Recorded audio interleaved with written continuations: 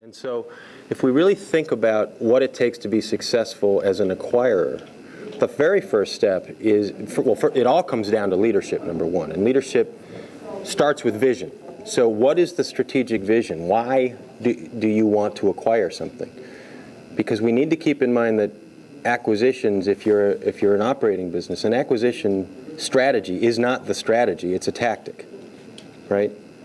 So the vision has to be founded in a strategic context, which is, you've got to be evaluating your competitive set, you've got to be evaluating what your strengths and weaknesses are, you've got to understand what your value proposition is, and how an acquisition is going to either bolster your ability to deliver unique sets of value to customers and or improve your economics so that you can be more competitive than you are today, right?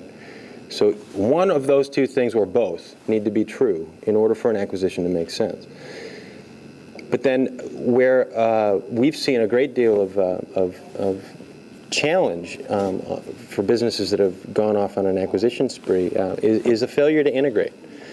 We worked with a company who went on a roll-up strategy, and they had done a great job with the vision. They had done a great job putting a process in place. They had done a great job profiling who the right kinds of companies were to acquire, what needed to be true about those companies, and where they needed to be geographically.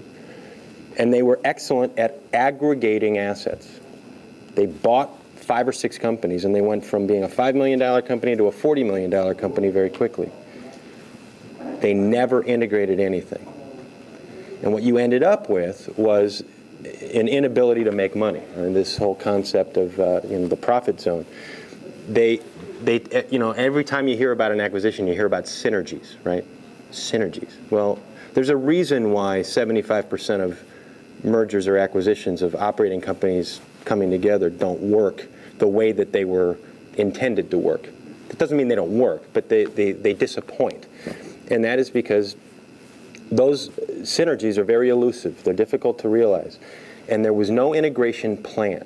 So there's got to be, again, strategic vision, understanding what it does to improve your business, either in terms of serving customers or improving your economics.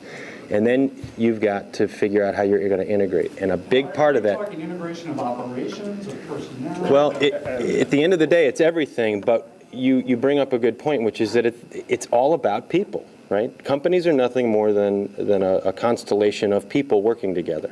You can have strategy, you can have products, you can have machinery, but none of that happens without people.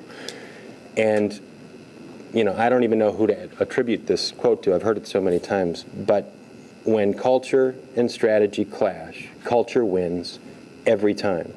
So if you aren't good at communicating your vision, aligning people to that vision, helping them understand on both sides of the transaction what role they're going to play in achieving this vision that they're all supposed to share.